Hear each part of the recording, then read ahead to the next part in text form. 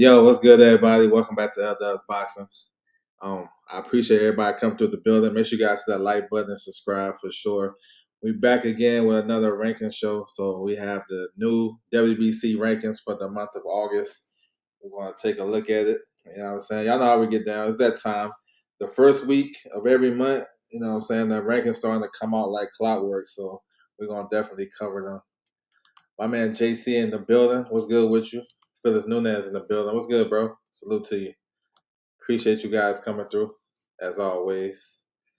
Yo, you can go to the WBC website to find their rankings, you know what I'm saying?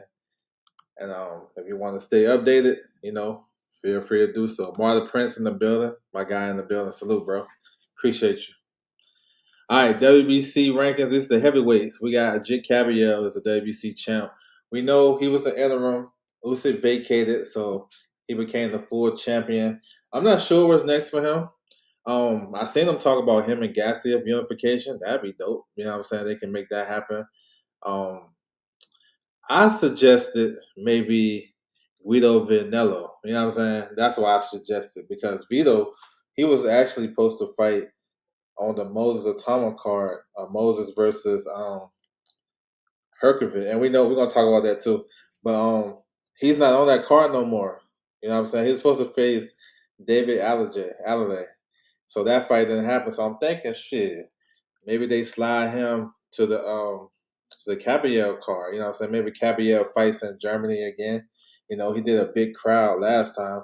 It was dope out there. So maybe they'll do something in the fall, something like that. We know Queensberry got all the heavyweights. If you want to get down with the heavyweight division, you got to rock with Queensberry. So that's what it is. All right, so going down the rankings, number one is Tyson Fury. So he won his fight the other week against Morris Watt, and then now he's gonna face Joshua, who won his fight. He had scared though, but he came back and stopped Buddy in the second.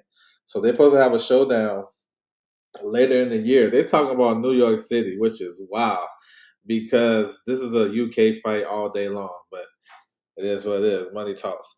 They still got Lawrence Okoli number two. No word on his suspension or if he got suspended. He tested positive for a banned substance. He was supposed to fight. Damn, who he supposed to fight? I think it was Tony Yoka, and he tested positive. Moses Atama. So news came out about him and Herkovic. Their fight would be for the vacant IBF. It was supposed to be Sanchez and Moses, but Sanchez took a step aside agreement. Him and Queensberry are gonna work together, so that's good. He gonna make a big bag. He gonna fight the winner of Atama and Herkovic. So that's what's up, though. That's kind of good because you know, we think Moses is the next one. You know what I'm saying? He's dynamic, punching power, got speed. He fight like a small guy. So if he run through Herkovic and become IBF champ, that shit gonna be crazy. Dundrick in the building. What's good with you, bro? Salute to you. My man Z Pacino in the building. What's good, bro? What's good with y'all out there? I appreciate it. So yeah, man, the heavyweight division is heating up. Got a lot of opportunities for these guys since Usyk vacated. Let me see. Fabio Worley, him and Dubois supposed to run it back at the end of the year. Fabio Worley exercised his rematch clause. So we could see if Moses win the IBF and he beat Sanchez, you know what I'm saying, we can see some big unifications on the Queensberry side of things. You know what I'm trying to say? It's gonna be a lot of big fights. Cabiel, uh, shoot, the winner of the WBO, Dubois, if he keeps his belt, and Moses, yo, we could get undisputed next year. You know what I'm saying? Andrew Gray, what's good with you, bro? Salute to you. Appreciate you coming through, bro. What's good? Um, yeah. So Frank Sanchez, Fabio Worley, Deontay number 8. Him and Usyk supposed to fight. We'll see when they make that happen. They got Rico number 9. That's funny. FL Java, Zufa Boxing. I haven't heard much from him since that knockout win over Charles Martin. I would actually like to see him back, but let's see. Nowitzki, number 12, he has a fight coming up pretty soon. DMG Boxing, but I forgot. I forgot the date. Joloff, he's kind of like the loser in the IBF situation because if Moses would have turned that down. They would have ordered Frank Sanchez versus Joloff. So maybe Joloff take an IBF final eliminator. I ain't really too high on him.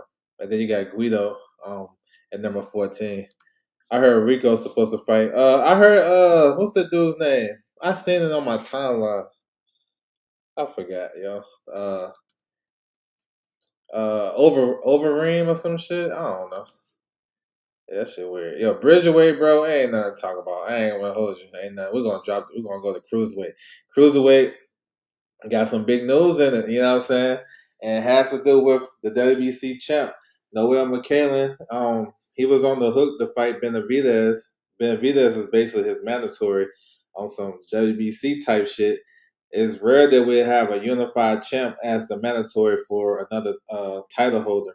I think they should do that because I feel like if there's multiple title holders in a division, that should be each other mandatory so we can figure out who's really the best. But y'all know the politics of boxing is kind of crazy. So Noel McCallan and his team, Don King, and and then Samson with Benavidez and PBC, they worked out a deal for December the 12th in Arizona to fight for the three belts. But today, they done dropped a poster and saying it's Noel McCallan versus Jai Bataya. You know what I'm saying? Zuffa Boxing on the Conor Ben and Ryan Garcia card. So it's, you know what I'm saying? It's some drama. We all know, man, you messing with Don King, he gonna hit you with a cease and desist. Y'all already know what time it is. It's coming. So let's see if what happens. If that fight with Jabataya and McCallan happens, they gonna the WBC probably gonna strip McCallan and probably do and order the fight between Benavidez with the two belts against Michael Cieslak, who is the interim champ, and then the vacant WBC would be on the line. Benavidez Cieslak.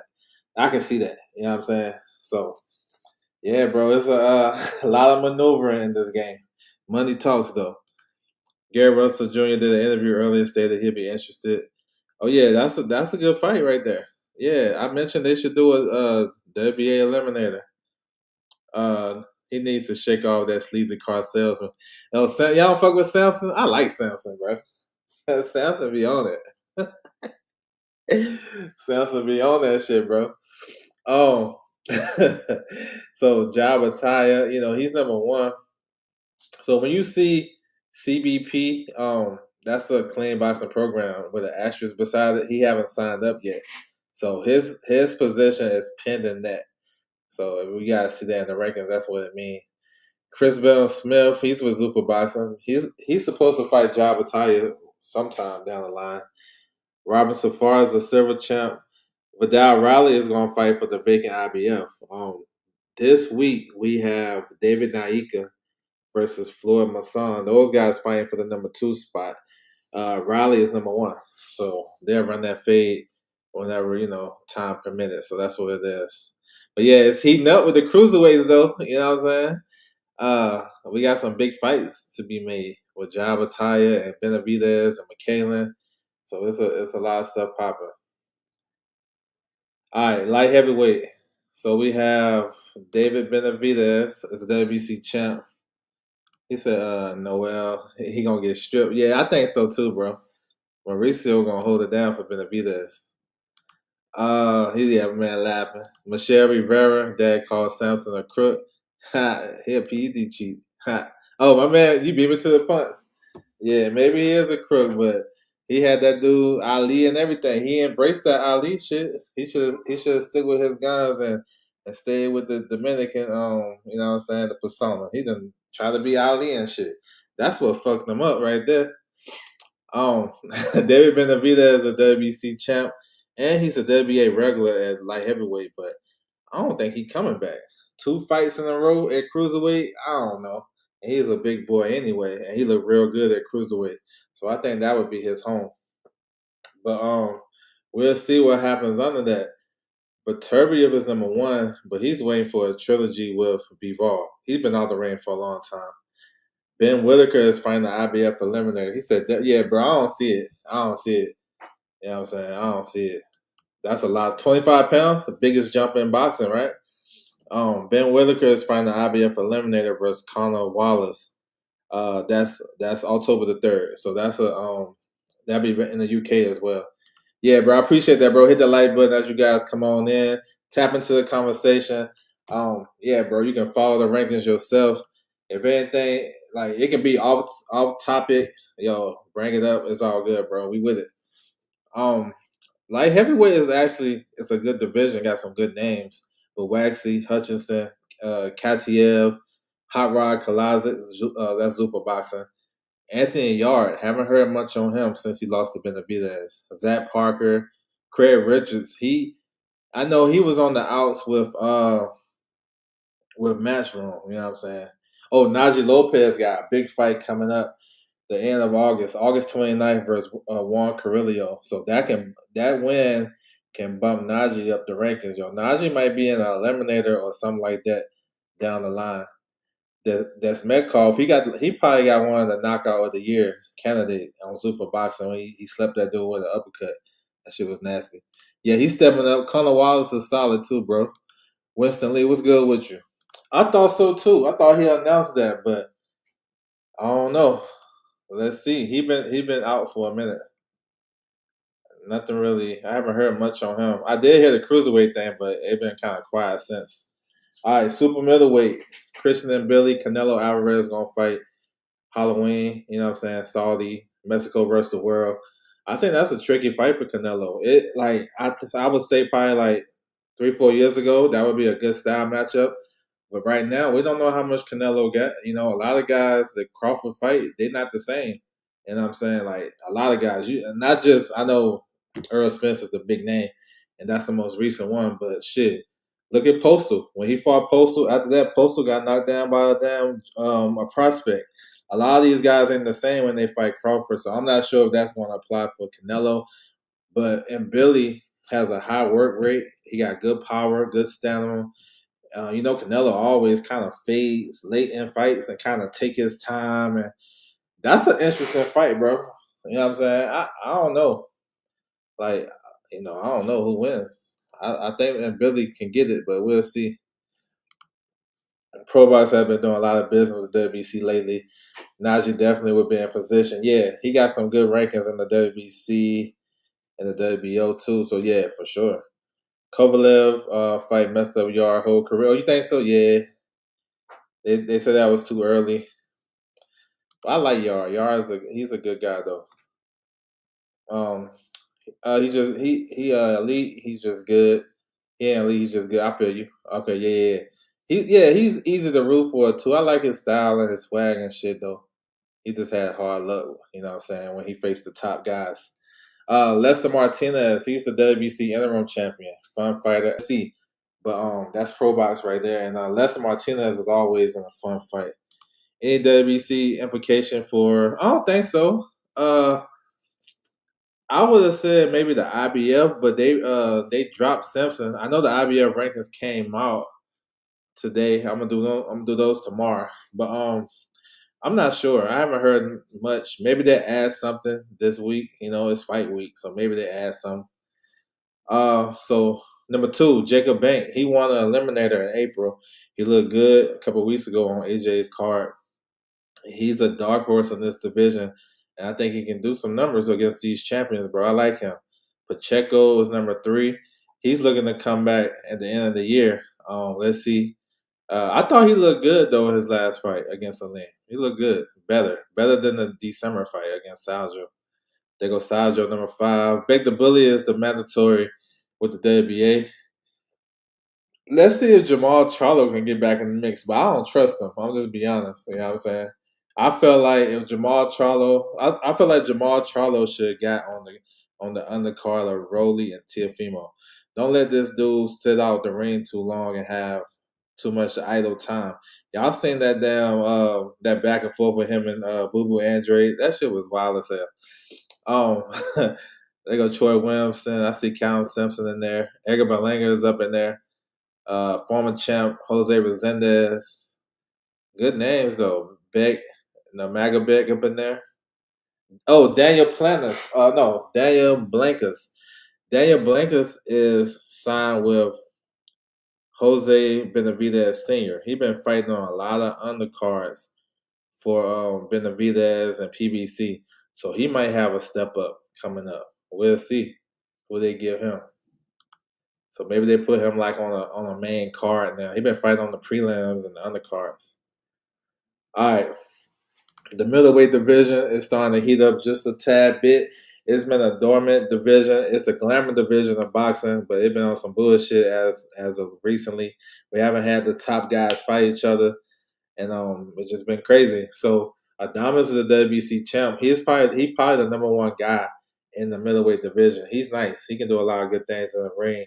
Coming off a dominant performance over Ammo, he's one of those guys, man. He call out a bunch of people on social media and don't fight none of them. So I don't know who he gonna fight next. But I would like. I know there was something about him doing a unification with Denzel Bentley. I don't know. You know what I'm saying? I believe Tim Zoo can probably get that before him. And they go Tim Zoo number 3 right here. That's funny. But Carlos Adames is a good fighter though. You know what I'm saying? He said facts on some BS. Yeah, just skip it. So we'll see. But Jesus Ramos is going to fight the mandatory Sultanov. Now Sultanov been Adamas mandatory since the end of 2023, y'all. That's a long ass time. So he's going to fight Jesus Ramos. The winner of that fight, Carlos Adames, has to fight the winner. So Ramos, he's going to be on the undercard of Pitbull Cruz. Pitbull Cruz is fighting Nesta Bravo, I believe, September 19th. Supposed to be in San Diego. Then they're talking about Arizona. We'll see. So I like Jesus Ramos versus Carlos Adames. I'll take that. Number 2, Yo-Yo Hernandez. He's going to fight on the Rolly and Teofimo card. He's facing Francisco Verón. He's in a great spot. He just got to keep winning. He's number 1 with the WBA and WBO. He's actually the mandatory in the WBO.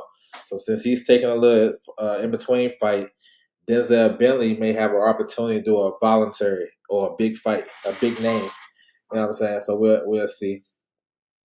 We got some good, solid guys. Jig2 is pretty solid though. He can fight. He action packed. Fedor Shikazin. Amari Jones is the IBF mandatory for the winner of this weekend's IBF title fight, vacant title fight. Tyrone McKenna and Olaha. Those guys are fighting on Zuffa Boxing. So Amari Jones supposed to get the winner. Vito Melnicki is facing Amo Williams. That's September 4th in New Jersey. Troy Osley fighting next weekend against Joseph Hicks. They go Amo. George Ladar has a fight coming up too. I think September. Jahad Tucker, number 15. He come off a big win over Cedeno. So yeah, like I said, middleweight is starting to kind of wake up a little bit. The younger guys are coming through. You know, even Zuffa Boxing got some good middleweights. You know what I'm saying? Shane Mosley Jr. had a good performance over Bogachuk. Kakaraka's. They have Callum Wash this weekend. You know, he said, I thought it was Aaron McKenna. What's up? Aaron McKenna fighting for the vacant IBF this weekend? Yeah, if he wins, he supposed to fight Amari Jones as his mandatory. So we'll see. 154, Sebastian Fundora, he got his mandatory. Amal Hajibur, man, I be messing his name up. Emar, there you go. They're gonna ride with that. They're gonna fight October 17th in Carson. So yeah, bro. I want to see Fundora. I think Fundora's in his prime. He get past this opponent. Of course, we gotta see him in Boots. Boots may do the unification with Josh Kelly if Josh Kelly healed in time with his nose and everything. So Virgil was kind of left out in the cold as the interim champ. It seems like. Let's see if they can actually make the fight with Boots this time. I don't know. Like I'm not gonna hold my breath for that shit, to be honest. Conventional wisdom says Virgil just take a fight. You know what I'm saying? Just to stay active. And then next year, maybe they would order him versus Fundora, which they should order. You know what I'm saying? That's a hell of a fight too. But Boots might beat him to that. You know what I'm saying? So yeah, we need Virgil back in the game. They settle everything at him and Golden Boy and his manager, so hopefully. 160 is no, it's not dead no more. Yeah, bro, I'm telling you, it's coming back to life. Virgil need to go to 160. I think that might be the play sooner than later. That's why they probably want to get the Boost fight right now because he might be at 160. You know.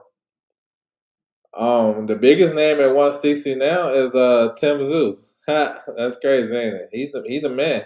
He can get people down there. He look good. Yep, I saw that. Yep. Yeah, bro. You be on my Twitter. Yeah. I mentioned that earlier today. Joshua Aton 6'3". Maybe that's who Virgil selects as his comeback opponent, just for some preparation for Fondora. It's hard to find dudes 6'4", southpaw. You know what I'm saying? And Aton fits that mold. That's the closest you're gonna get. But we'll see. He said Tim is a good name to come off of. Yeah, I bet you. I'm gonna say this: Tim probably can get Denzel Bentley down to Australia before Adamas can get a unification with him. You know what I'm saying? Because Virgil versus Tim, I can see that. Yeah, I don't know about next, but I can see that for real. I think they supposed to fought before on Crawford's undercard. So you got Brandon Adams, Bakram, you got Xander still at 54, but he's not gonna be at 54 for too long. Francisco Verón, he's gonna fight at 160. His next fight against Yo-Yo. We know these names: Majimov, Jorge Garcia, who beat Conwell. I don't know how the hell he beat Conwell. Conwell looked good as hell last weekend. Rashidi Ellis, he's the TCL MVP. Abbas Baru is going to face Giovanni Santillan September 11th. Look at Mario Barrios. Ah, shit. Number 13. Yo, he going to get cooked at 54. He about to tread lightly.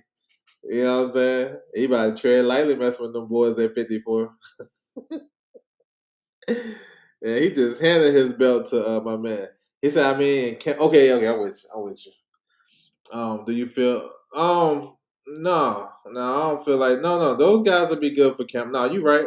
Because you're not gonna find no tall southpaws like that. And Michael Fox, he been in camps with guys who was preparing for Fondora, so he got, you know what I'm saying, he understand. He got the knowledge and shit. Probably don't got the power and all that, but he had to mimic Fondora all these years. So yeah, I think those guys will be perfect though, for sure. Yeah, he always find a way. Barrios got favored with the PBC. It went all the way back from him taking the Tank fight. Tank, they needed an opponent for Tank. They had to manufacture an opponent for him. Barrios was trying to go to 47 back then. What's that, 2001? He was trying to go to 47 back then, y'all. And he took the Tank fight in Atlanta. He did well, but then he got stopped in that shit. And then after that, he been on pay-per-view. He lost the Tank and then got a pay-per-view main event with Keith Thurman. And then he been in a good spot ever since then. And that's that loyalty, though. He said, Barrios, hey, he did good with his lady, though, picking his lady. He said, Uncle Al. Yeah, he'll get you in position, though. But I don't know how much the influence is now. But Barrios, if he wanted, he'll be back in position no time. Ryan Garcia, WBC champ, welterweight champ. He gonna face his mandatory Conor Ben. That's September the 12th. Zuffa Boxing. Then that's gonna be on Paramount and the Zone in the UK, I believe. We seen Korea last weekend look like some bullshit. I had him losing that fight to dude, but I knew they weren't gonna give it to him. Quentin Randall. I know they weren't gonna give that shit to him. I knew it. You know what I'm saying? I knew it. But Korea got away with one. Brian Norman, number 3. Hitchens, number 4. Hitchens is a new entry. So, yeah. I mean, if Zuffa Boxing is allowing these guys to, you know, to fight for the title, Hitchens is one of the best welterweights now, in my opinion. He looked good. I thought he looked real solid. He probably got one of the best jabs in the game, for sure. It's more consistent than a lot of these other guys that they claim that too. His shit is consistent all the way through. Suleiman Sissoko, they did him dirty. He was the number 1 mandatory. They booted him from that number 1 spot. Then they dropped his ass to number 5. Damn. The politics of boxing. Honor Barbosa is number 6. Sam Molina, 7. Polanco. They can do some things with Top Rank. I think Top Rank is going to Brian, because you know Brian Norman is number one in the WBO. He's not the mandatory for Devin Haney. He's just number one. So I see them doing basically an eliminator with either with Brian Norman versus either Polanco or Tiger Johnson. I can see that because those guys is top 10 rated in the WBO, and that would probably suffice as the mandatory when Devin's mandatory be due again. But Devin probably get like a preve because of Keyshawn turned down the fight, so he'll probably be able to do something else. Uh, it's still like a glimmer of hope that that fight can still happen, but that shit dim as hell. You gotta damn near squint to see them shit. You know what I'm saying? Because they could still negotiate a fight with Devin and Keyshawn if the parties want to just do the fight. It's not like a mandatory no more. They can still make the fight, but both guys got to agree on the bread, and the bread is cool on Devin's end. It's just not cool on Keyshawn. Want more bread. That's guys want more money. I get it. It is what it is. But he getting drugged on social media. They still dragging him. Look at Manny Pacquiao number 9. Mean Machine 10. Jack Rafferty. I like him. UK fighter. Tiger Johnson number 15. Yo, welterweight is coming back too. Shit, welterweight coming back too. Since Boost left, it's more parity. He said, I asked because they trying to start climbing the rankings. Sometimes guys take on I'm not a swan partner mentality. Yeah, that could be true though. You know what I'm saying? He could be an opponent for Virgil, or he could, kind of climb up the rankings, Yeah, because he got a solid fan base too. He tag team with Lester Martinez. Yeah, that's about the only good thing. Oh, you talking about Barrios. My man Best in the building. What's good, bro? Salute to you.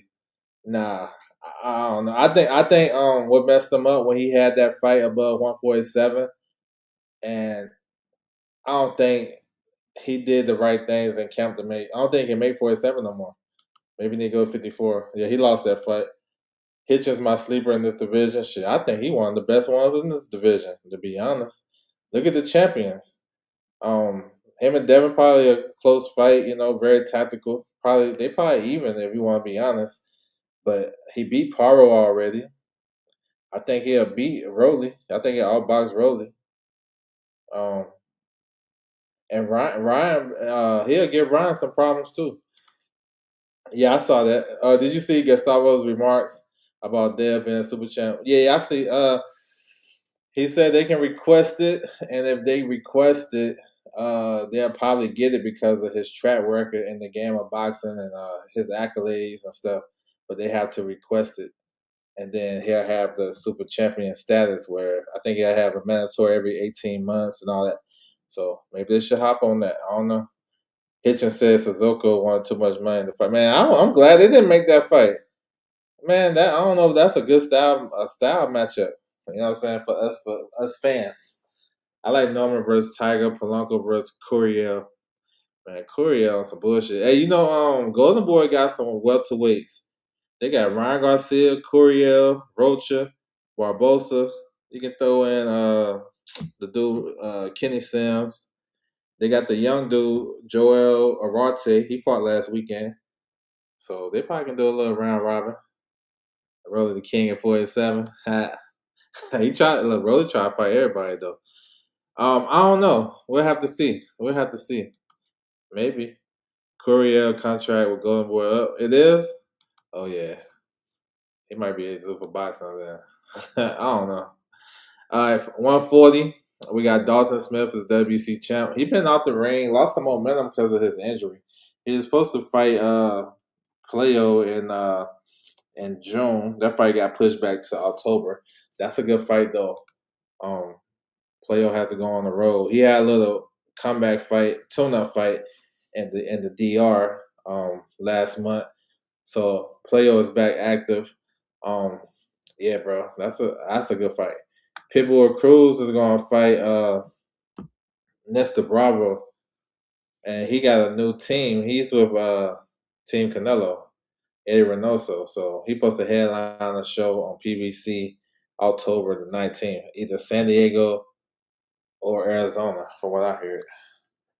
A Robio fight, yeah, that easy money. He need to step up for sure. He in the same boat as Tito Mercado. They need to step up. Shit, fight each other. Yeah, he's past that level. He should stop Moran. He should stop him.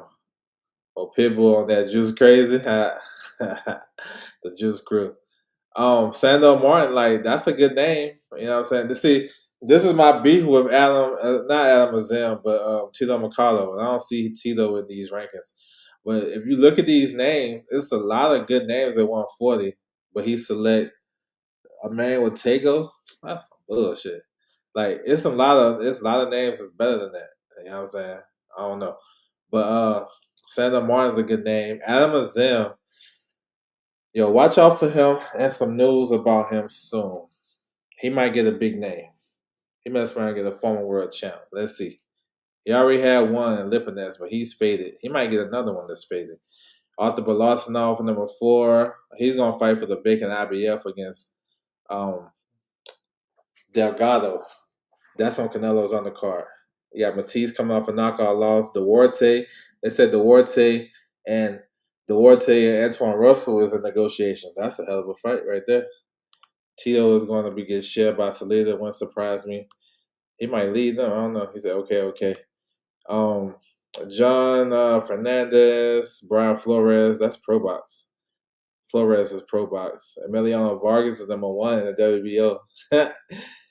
You know what I'm saying? And I heard Gustavo talking on Najee shit yesterday. Salute to them about Mortala possibly being the mandatory for Shakur. We'll see. Let's see how they work that out. Mark Chamberlain coming off a big win over the weekend. He was the underdog, and he stopped Pierce O'Leary. That was a good fight, too. Real good fight. Carlos Utria just signed with PBC. He's going to make his PBC debut on Rolly and Teofimo undercard. Open up the show. You think Chamberlain? Not right away. I thought it was a tad bit. I would like to see. I would like to see them count in that atmosphere. If because Pierce O'Leary had came back and kind of got back in the fight when he scored a knockdown in the 8th round. So I'm like, okay, this count. Okay, if he don't make it to his feet, okay, he out of there. But I feel like they could give him the benefit of the doubt, and he was a hometown guy. He had weathered the storm, 2 knockdowns. He got dropped twice before. That's just me, but I'm not really mad at the stoppage. Man, I don't know, bro. That's a good question. I don't know. Frank Martin mentioned Delgado name in the interview. No surprise. As soon as I heard he signed with Top Rank, yeah, that may be something down the line. But first things first, Delgado got to beat Belasanov. That's not no easy fight. And based on how he been looking lately, he fuck around and lose that. To be honest, I'm just saying Delgado like some bullshit his last couple fights. Should have lost both of them. Williams Zepeda, new WBC champ, lightweight champ, put on a good performance. Man, he improved. That's what you want to see. Blunt Sports in the building. What's good with you, bro? Salute to you. That's what you want to see from a fighter. We thought he was one dimensional. He threw his little wrinkles and shit, got his jab popping, started using angles and his feet. His feet was educated against Lamont Roach, who, he fell into the trap too. Fighting behind the high guard, he wasn't able. He did a smart thing. Williams Zepeda, now I'm thinking about it. He did some smart ass shit last weekend. G5 Jeff TV, what's good with you, bro? Yeah, he was impressive. Salute, bro. What's good with you? Yeah, them angles was nice. Yeah, it was nice, yo. Yeah, he was impressive. But he's a volume puncher. But he was getting out the way, and Roach was tucked behind the high guard. He was on the ropes too much, and when he couldn't get no shots off. It was one at a time, and probably after the 6th round, it was like one way action basically. Where Andy Cruz retained rankings in both divisions. Yep, I'm not sure. That's up to him and his team. So we'll see. Williams Zepeda's mandatory is Jair Herrera though. That's the fight that's going to get mandated. So I know a lot of people skipping over there. They see Andy Cruz at number 1, and we going straight to that. But I won't rush it too quick because Herrera's team, they saying they got the mandatory next. And he's an interim champ. So we'll see. Andy is at number 1. He has a decision to make. But I'm not tripping off Andy because he's a promotional free agent. So Until I see him link in with somebody, that's when I'll be like, okay, now he can make a move because he's not a big name. Let's be honest. He's not. He's not. Well, he's a name that boxing fans know. You know what I'm saying? But he's not a commodity in the box office. So he can't go sell out nowhere in Philly or Miami by himself. He gotta be tapped in or linked in with somebody. He's not a big draw. You know what I'm saying? He kind of high risk, low reward. So this is a good spot for him, number one. So eventually he probably can get an opportunity. And he ranked in the IBF, so maybe go that route. But until he get a promoter, then I don't know. I'm just going, he's in a good position though, because if any promoter sign him, they can kind of get him in the right spot. Maybe go top rank. He seemed like a top ranked fighter anyway to me. You know what I'm saying? They normally get all the Olympic gold medalists. So we'll see. They got Roach at number 2. So he ain't dropped too far down. Take a rest. I like Lamont Roach going the WBA route because he have connections with the WBA as a former champ with them. Um, I think somebody need to get into a mandatory position to get the winner between Floyd Schofield and Lucas Body. That might be the easiest route as of like right now. Other than the IBF, Memorial is supposed to vacate his IBF title. But I would if I'm advising these fighters, I'm like, bro, let's get that WBA route. You know what I'm saying? We still think Schofield went behind the ears. If Lucas Body win, he struggled with a certain type of style. He can't punch, but he struggled with guys that can box and that's fast. I mean, I'm just saying. Uh, Dimitri Asanu, he's with Eye of the Tiger. He has a high ranking with the IBF, and he's number 3 here.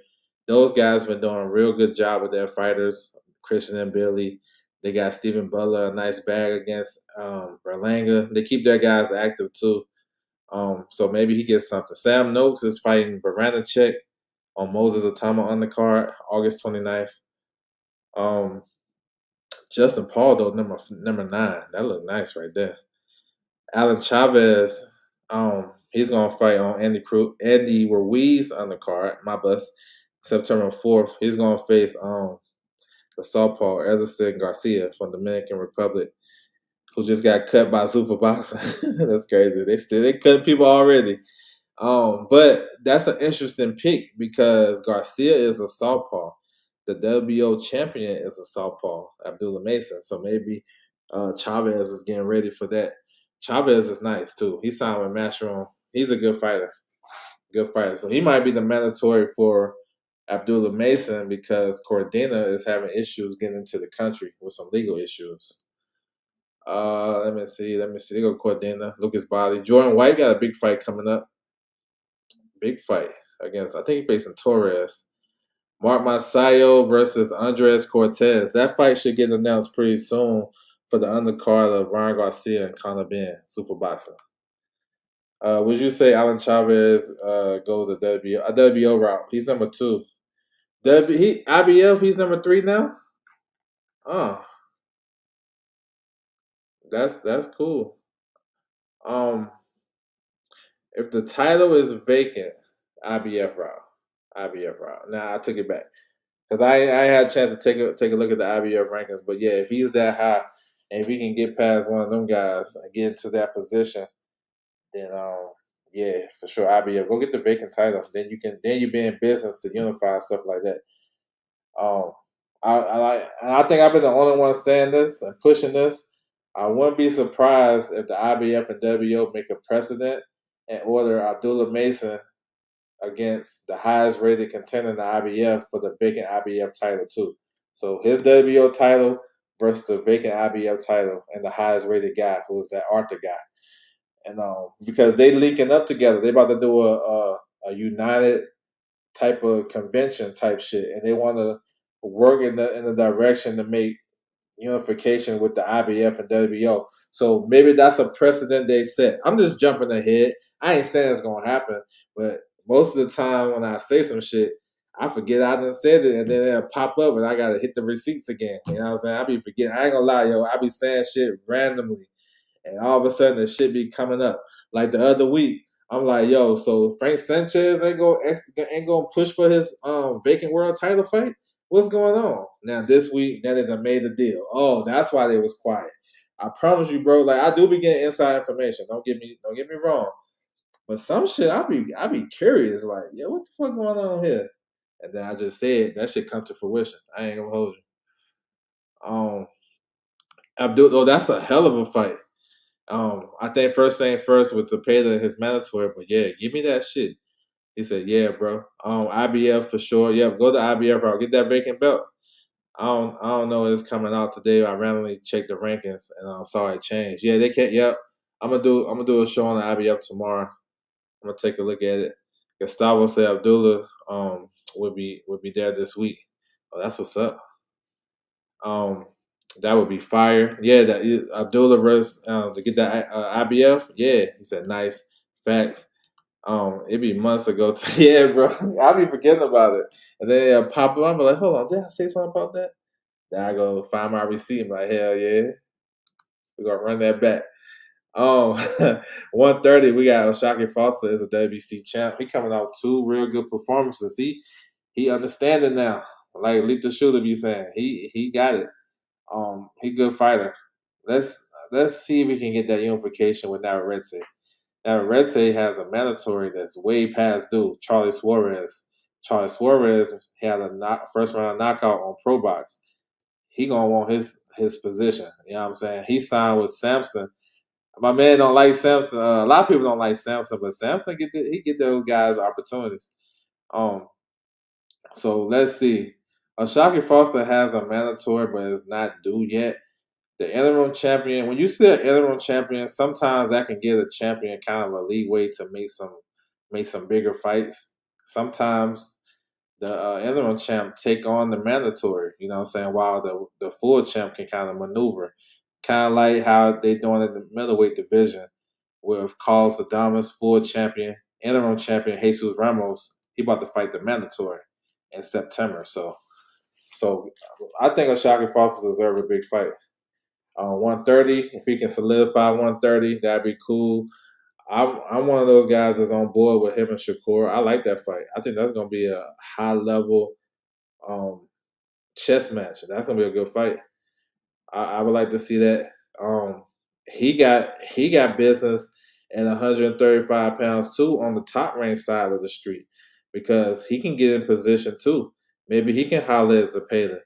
Maybe he can fight one of those top ranked 135 pounders, maybe a Abdullah Mason or something like that. So he's starting to have options, and that's good for a fighter like a Shockey Foster who really got out the mud.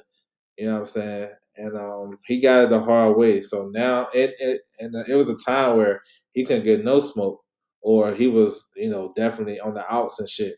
Now he's a commodity, bro. So yeah, let's see. Let's see what he can do. The interim champ is Ryan Gardner, but I'm not sure if Queensberry is ready to push that gas to fight Oshagi Foster yet.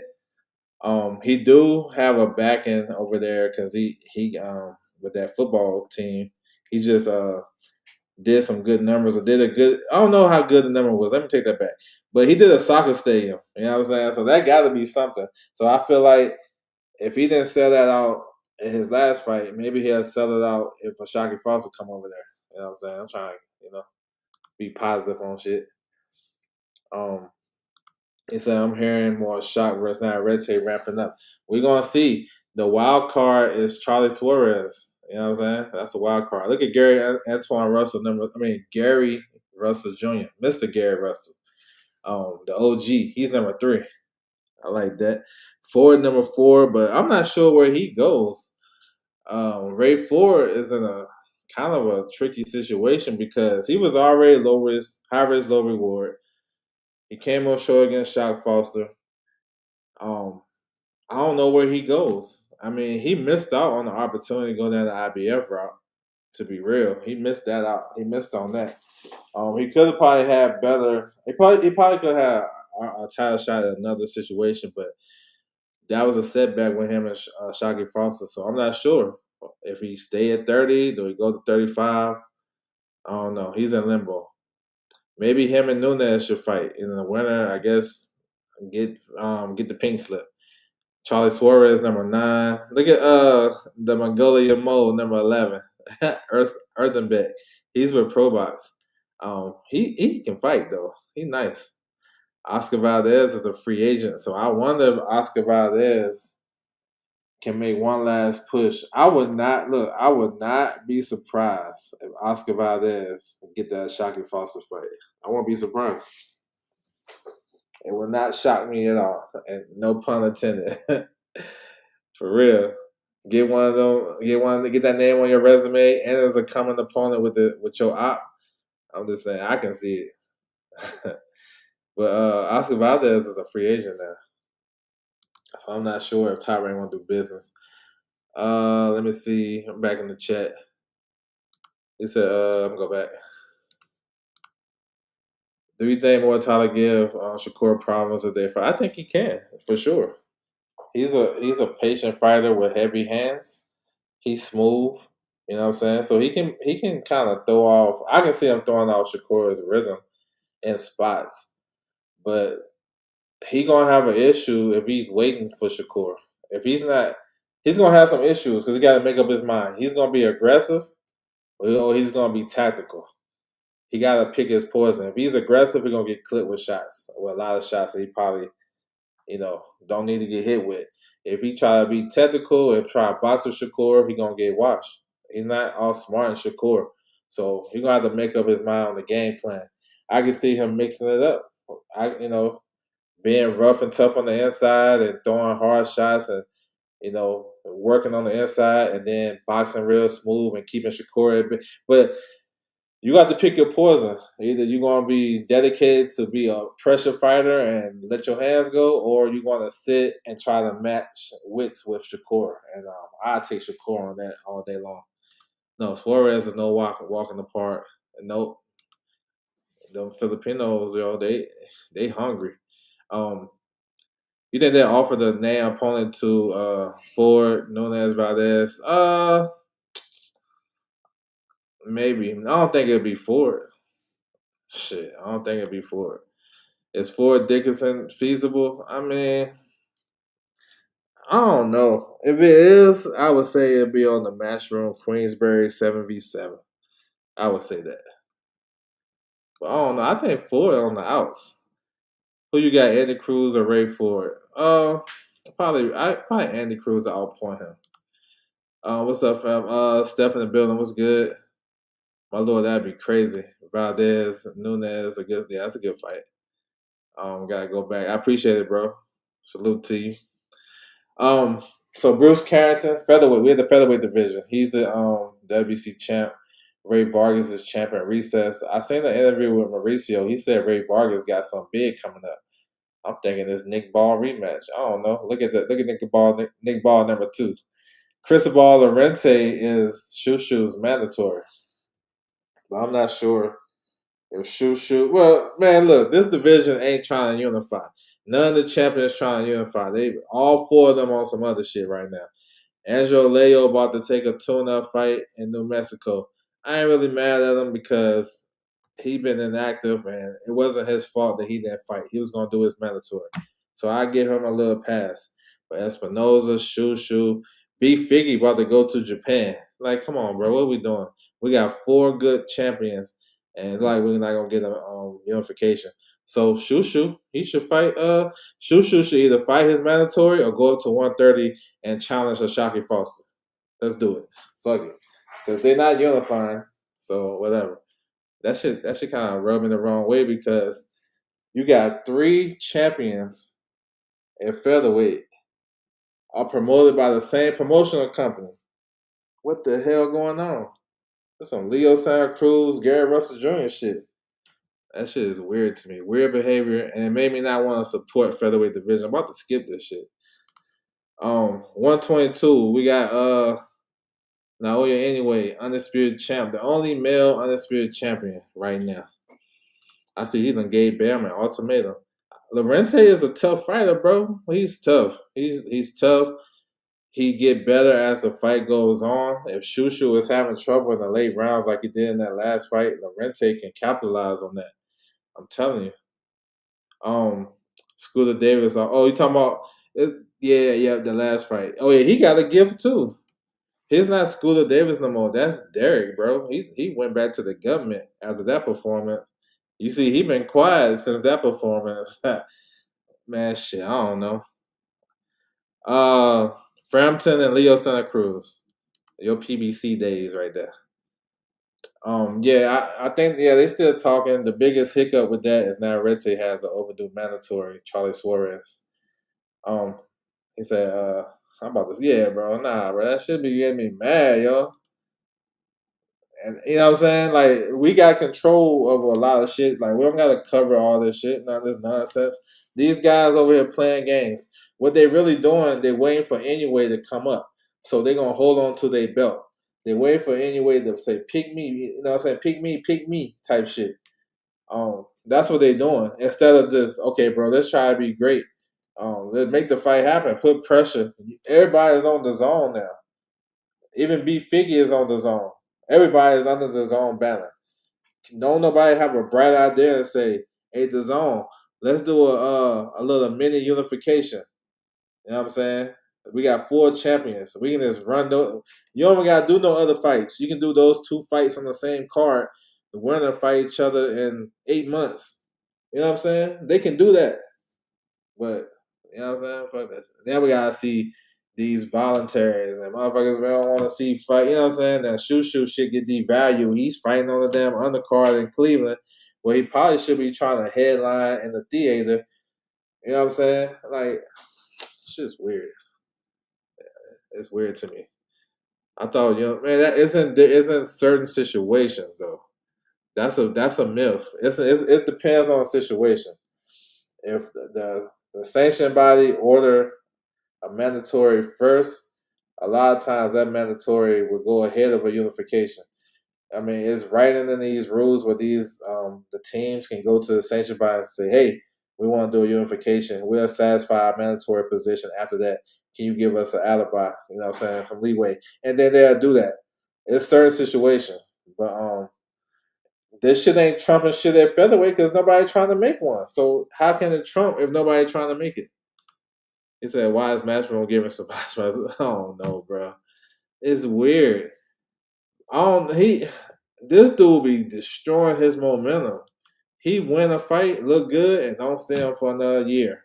He said, "Most def." You think Zanford is playing a role in blocking? Um, I don't think so. I think they want those. You talking about Navarrete? You talking about for them to fight each other or for them to fight other people in unifications? I don't know, man. I have no idea. I heard Rafael Espinoza said he don't want to fight no Mexicans. You know what I'm saying? And if that was a look when Keyshawn and Shakur talk like that, man, you know what I'm saying? They America's Most Wanted type shit. You know, Keyshawn, Shakur, well, Shakur for sure. Shakur got these rival YouTubers joining forces. They talking they saying the same content. The titles sound the same. You know what I'm saying? They in cahoots. He got those guys unified. And they don't fuck with each other. But on this topic on Shakur, they unified. It's the same talking points. Well, I don't know how the talking points is, but the titles sound the same. So I don't know, bro. Like that shit is weird to me. If they waiting for any way, just say it and then keep your belt and stay active. I'm with that. Just keep it 100. Yeah, that'd be dope. Boxer fans would support that. Oh yeah, that was a long time ago. Yeah, Leo, he a cool ass dude. Rafael Espinoza, super friend. Yeah, so that's what I'm saying. Like everybody do it. Look, low key, Moses Tama just did that friendship shit. He didn't want to step on his friend's toes. He was supposed to be the mandatory for the winner between Fabio Worley and Daniel Dubois. He went the IBF route. I'm not mad at him, but he went that route. He could have pressed the issue. Ain't nobody tripping off that. They came out and said they don't want to fight each other. Like all I say is keep the same energy. You know what I'm saying? But it can't because the algorithm don't match up. Them to fight each other, other people. Okay. I'm not sure if they doing that though. I hope not. I think Navarrete and Shaggy Foster, the biggest holdup is Charlie Suarez. That's what I think is the biggest holdup. 122, John two. He's out. He got an injury, but hopefully he'll be back strong. Ramon Cardenas will be back at the end of the month. I like him. He's fun. Alan Picasso. Somebody told me who he supposed to fight somebody. I forgot. Shabazz Masul. He got a fight finally. Sebastian Hernandez is fighting this weekend in Mexico. Then he's gonna fight one of those the Kamelas. Yeah, he going to Japan in September, so he's gonna have like a nice little quick turnaround. And his stock now went down because he put a great performance against Jantu. Haven't seen him, haven't heard from him. I like Jose Sanchez. He had a great fight on PBC card. To open the show, had a great knockout. He's with Golden Boy. Let's get him some smoke. Arturo Cardenas, salute to him. He bounced back with a big win against that guy from Phoenix. Jordan Martinez, he came back and beat him in the second fight. He said, I never thought I'd see a day Devin Haney would be pulling this. This is legendary. But I ain't no boogeyman swag. It's money. It's business. I mean, Devin Haney just turned down Rolly Romero. That's not boogeyman swag. Ain't no boogeyman in boxing. It's a business. That shit right there is nah. It's just Keyshawn looking crazy because he overplayed his hand, think he's gonna get more bread, and he want more than what they trying to give him. Shit don't work out. That's not no boogeyman shit because everybody do it. But you didn't call Rolly a boogeyman when Devin turned down the fight with him, and he didn't counter offer. He didn't like the offer that Rolly and PBC gave to him, so he didn't counter offer. See what I'm saying? So I mean, you gotta keep it a book. I know what side street you're on, but you gotta keep it a book. Is it true? Yeah, he didn't say he was tired. He just said, we don't get to fight by March, then he gonna go to featherweight, which is a solid thing to say because you know, Bam don't said they need another fight. He said he ready for the next fight. So, isn't he fighting? Which one? Who's fighting Carl Martin? Picasso? Maybe he said bingo. You know what I'm saying? Like people be like acting like this like the first time. Look, did Devin Duck Sandor Martin?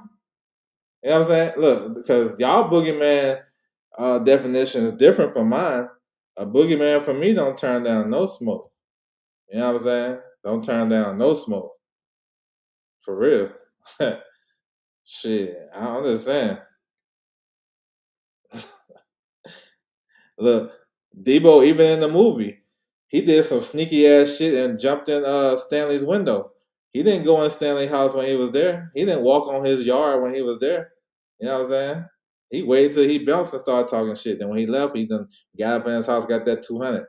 You know what I'm saying? So if we want to be real, like it ain't really no boogeyman in boxing. You know what I'm saying? Ain't no book. It ain't no. It's never been. It's motherfuckers that you probably be like, I ain't gonna fight him because it ain't worth it. You know what I'm saying? That's when the business come into play. But for the overall shit, bro, nah, bro, don't them dudes be poisoning y'all. But salute, keep rocking. Tacoma anyway, he's gonna face Tenshin Nagasawa in a rematch. That's his mandatory. He beat Tenshin in the first fight for the vacant title, and this he an underrated fighter. Tacoma is underrated. He's basic. He's not explosive like his brother, the Monster. He do a lot of things well. Real good body puncher. And let's see if Tension can make the adjustments. They're supposed to fight in September. That's a good fight. He said Picasso. Oh yeah. He said I ain't watching nobody's pocket no more, Dub, for sure. Well, I feel you, bro. Yeah, he definitely. So I'm saying, like, I mean, there you go. All right, appreciate it. Canelo's card. All right, dope. Yeah. We locked in. Yeah.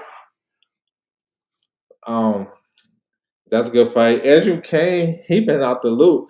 I don't know what's going on with his career. I don't know if he got some reprimand because after the Figgy fight, after Figgy slept Nick Ball and he jumped in the ring trying to jump on Figgy. He haven't been heard from. That was in February. He won a title eliminator, and he had a great fight too. Jason Maloney, he signed with Zuffa Boxing. Estrada, oh shit, hell nah. Michael Angeletti, he's the IBF mandatory. He'll probably fight on Fondora's undercard against Jose Salas. That's a big opportunity for Michael Angeletti. Salas is a good fighter too. Yeah. Um, Look at Higa. He just lost the WBA title fight. You got some good fighters at 118 too. Bam is here. I think actually, look, Bam. If he want to stay at 118, it's some good ass fights for him to secure and add to his legacy. So yeah, if he don't take the anyway fight next year, I think he can stay at 18 and do some good stuff. All right, so we have a vacant title at 115, left vacant by Bam Rodriguez. Number one versus number two is going to fight at the end of September. Sabu versus Ricardo. Ricardo from South Africa, bro. He's resilient. He can box. He got off the canvas his last fight to get up to win by decision. That's clutch right there. But he's facing a bad dude right here. Sabu is nice. So they start. So this division is starting to get an overhaul as well. Once Bam left, he dropped his 3 belts. Now these other guys is fulfilling the belts, and it can make for good competitive fights. So that's the thing with when these top guys, unified champ, undisputed, when they vacate, then we get some parity. All right, so we see it at 160. Janabek vacated. He moving up. So 160 starting to get a little bit more competitive, and welterweight, because having Boots at 147, none of them are gonna mess with him. Now, like shoot, Jack Calleron might be like a top 3 fighter there. Like you know what I'm saying? Like it's guys, good matchups. And Barbosa beat Calleron at 140. Hitchens beat Paro at 140. That don't mean it's gonna be the same thing at 147. You know what I'm saying? But those names had already fought. It's just a nice little dynamic now at 147. Let's go down to 112. Ricardo Sandoval is unified. Talks about him versus Collazo. Let's see when they do that. You know, it may not hit. I proposed them fight on Ryan Garcia and Conor Ben, but I don't know if it's gonna hit that card. I don't know. But Ricardo Sandoval, look, you talking about losing momentum. He had a great win over there to get the belts. He was an underdog. Then he haven't fought since.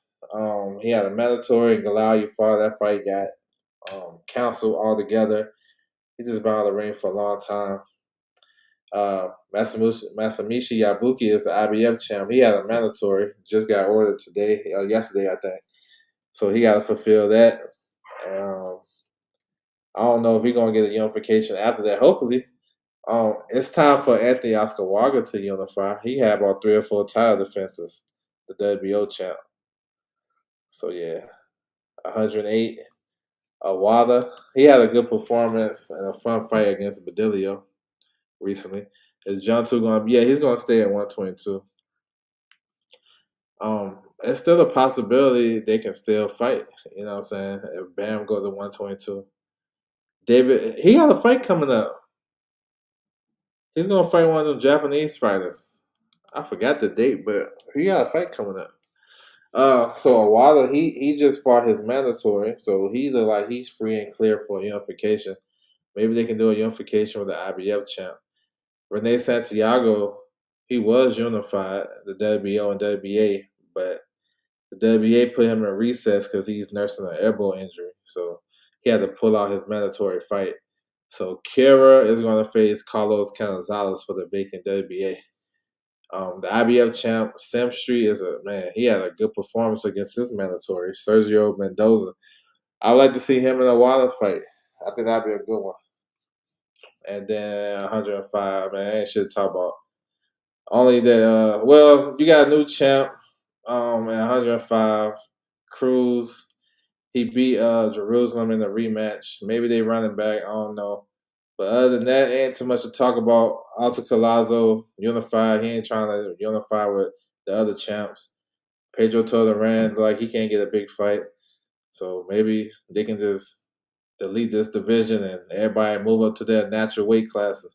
112 pounds or 115 pounds. I don't be having time for this shit no more. I love boxing. I love covering, yo, but some of that shit be getting on my nerves, bro. I ain't gonna lie. Um, I'm just trying to take the thing like if y'all guys ain't doing right by me, and I'm gonna support the game. You know, it's a lot of boxing people, a lot of people on X, and a lot of people cover boxing. You know what I'm saying? So, and that's all I have for the WBC. We're just gonna talk boxing. A lot of people cover boxing that not normally nobody would care about. You know what I'm saying? There's a lot of people, man. Salute to these guys. My man Anthony in the building. Like he got the shit on, you know, the Filipino landscape and just boxing in general. And there's others. They talk about fighters that normally the mainstream boxing media or whatever would never even touch.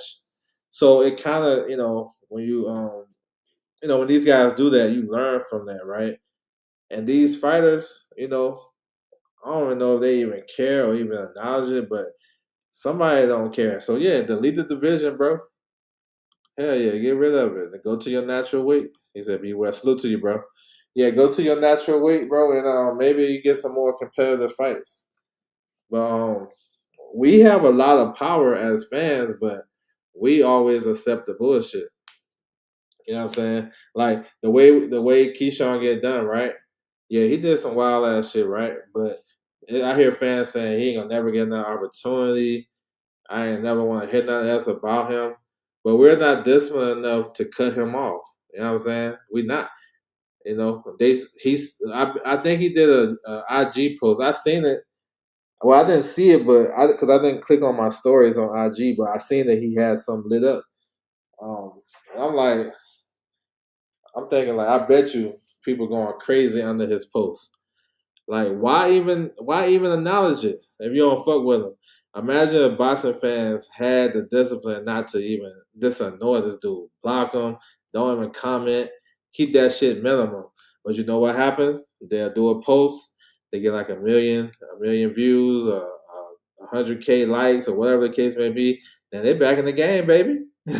They know people want to see them fight, want to hear from them or see them whether you want to see them win or lose. So we don't have enough discipline as fans, YouTube channels, content creators, bloggers, whatever you want to call yourself. They don't have that discipline to say, man, fuck that dude for real. You know what I'm saying? We ain't even going to cover him. You know what I'm saying? Because they can't do that because why? Keyshawn's in the algorithm. What that mean? You need to talk about him so that you can get your hit, so you can get your bread too. And that's business. That's business at the end of the day. If you ask a person that's bashing a certain fighter on these YouTube streets, yo, why you keep talking about this dude? Because this is what's hot right now. But you don't like him. But the fans want to, what I'm saying? So they have to cater to that, right? People will come just to hear what I'm saying? They'll hear you because they don't fuck with him either, so they'll congregate, so they'll bash this dude, right? That's just how it is. So that's why when I'm gonna go back to Keyshawn and people say he ain't gonna get another opportunity. Yeah, I seen Top Rank said they don't have to give him another fight until May and blah blah blah. Bro, if a fight come along as a big opportunity, they not in the business of stopping fights. They was all for the Devin Haney fight. You know what I'm saying? They ain't never bid that much for a fight that I can remember. Not in the last couple of years anyway. So they was on board. So if another opportunity come, and why wouldn't it come? Because Keyshawn is popping, like it or not. He's popping. He's 2-0 in 2026. You know what I'm saying? He's one of the most uh, you know, what you call it? I forgot the name of the shit, bro. I forgot what they said. But he's polarizing. You know what I'm saying? He polarizing, so people got to say something about him. You got to do a nice little live on him. You think Tam beats Desley? I do. Stoppage, man. I don't know. Desley tough as hell. I'm gonna say Tam wins. Just outbox her. Maybe keep her at bay with her power. He said salute. What's good, D'Lo? Salute to you, bro. Yeah, that's facts. You know what I'm saying? They don't care about that, but it's a choice. Yeah, D-Lo, yes, sir. Salute D-Lo in the building. They do that because they feel obligated out of upset. Yeah, not for real. That's like the highest purse bid. Yeah, not for real. So when I initially saw that purse bid, I was happy because I'm like, okay, boxing, boxing is in the game now because we don't normally see those high purse bids. And I thought Devin them did something very smart by going to the network and saying, look, we don't want that other position like we was in with Sandor Martin, but nobody really wanted to fight. And Top Rank, they just bid what they thought the fight was worth. You know what I'm saying? And they was like, nah, not this time. Let's go get our guarantee up front. So I don't care what y'all bid. We going to get this guarantee already. So we cool. So that was a smart play. So I think it could have been played a lot of ways. You know, I'm gonna say this. Nobody said this but me, and we're gonna keep it that. Nobody else bring this point up. But Keyshawn had a good relationship with Ish Henson. If you don't know who Ismail Henson is, he's the guy that was in charge of Crawford's deals after he left Top Rank. Keyshawn was working with him, while he was on the B&B boxing. When all that shit happened in Norfolk last year, that broke off. Ish Henson is the one who got Keyshawn the ring ambassador shit, whatever that shit means. He got him that. He got him basically locked in with Turkey. You know what I'm saying? So he was helping him, and you may not know who he is, but if you can just understand his track record right now, what he did with Crawford, shit, I want to fuck with him too. The last 3 fights Crawford had, Spence, Madrimov, Canelo, this dude, he cashed out. So he was able to help Crawford cash out, and Keyshawn was under that wing. Keyshawn left that, and those guys had a handshake agreement. They didn't have a contract. They just had a man-to-man shit, bro. You do this for me, we're going to do this. We're going to break bread. He got rid of that. Remember he said his whole team was deleted. He deleted his team to go pay 30% to a Jay Prince.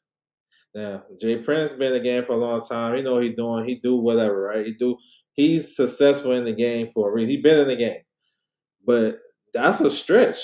A 10% handshake, maybe it's just a 10% deal or whatever. It's a handshake, no contract, to a 30%. Now, you know what I'm saying? Now the dynamic of shit changed. When Keyshawn saw that Devin went to the zone and got the bag, he like, oh hell no. I'm just as popping as him. He just don't got the rabid fan base. But he's more entertaining. His interviews is way better. All that shit. Like honestly, if they had to do interviews and shit, take Bill out the equation, it's Keyshawn. We just gonna hear a 2007 Floyd Mayweather 24/7 with Devin. We already heard that shit. That shit old. That's like almost 20 years ago. So he's popping, and the response to him is an indicator of that. It's a lot of negative sales. You know what I'm saying? Y'all don't care about the good dude that's doing his thing, working 2 jobs, taking care of his family. Y'all want the hustler or the dude that's, you know what I'm saying, out there going crazy. So that's just my shit. But Ish, he been holding it down. Now Ish is a matchmaker for Zuffa boxing. You know what I'm saying? So he done elevated his shit. His Sandor versus Haney was a very low by comparison. Yep, he handling business. Yes, sir. How come there hasn't been an announcement from the zone? Just curious. Me and Devin signing with them. That's another thing. From my understanding, he signed. I think they wanted to announce that along with his fight. From my understanding, I heard people mention him doing one. I'm telling you, bro, he did. They right. Yeah, he has his own persona, like him or not. Yeah, that's facts. No, this dude behind the scenes, bro, he been running shit. He's like the matchmaker for Zuffa now. Bro, I don't care what nobody say. For him to get, I don't know how much Bud made from Madrigal, but I'm hearing it's more than 10 million. Well, he helped negotiate the deal for Spence, and they both made like 22, $25 million. That enough. He had he had this guy help negotiate a deal for him and break down all of Al Heyman's all of everything Al Heyman had going and how they wanted shit to be structured. He broke that shit down and broke that wall down to get Crawford paid. That right there in itself, if he don't do nothing else in his career, that right there, that's it. That's enough to say, Keyshawn, stick with this dude. You feel what I'm trying to say? He doing something right. You got Al Heyman taking the knee per se, because Crawford came out on top on those negotiations. Well, y'all remember 70-30, 60-40? Just take the 60-40. Crawford got 45%, and he got the corn toss. He walked out last. All types of shit. And they said he was a bad businessman. He was this and that. But look who he had on his team to help him get that. And Keyshawn got rid of that guy. I'm just saying. I'm just saying. He said interesting take, but I feel you. Um, Broke through the smoke. Yeah, that's what I'm saying. Like, yeah, so yeah, Keyshawn got some cleanup to do, but he can bounce back. And like I've been saying, and I've been the only one saying this too, I don't think him turning down Devin Haney was worse than what he did last year to his city. He's the only one affected right now.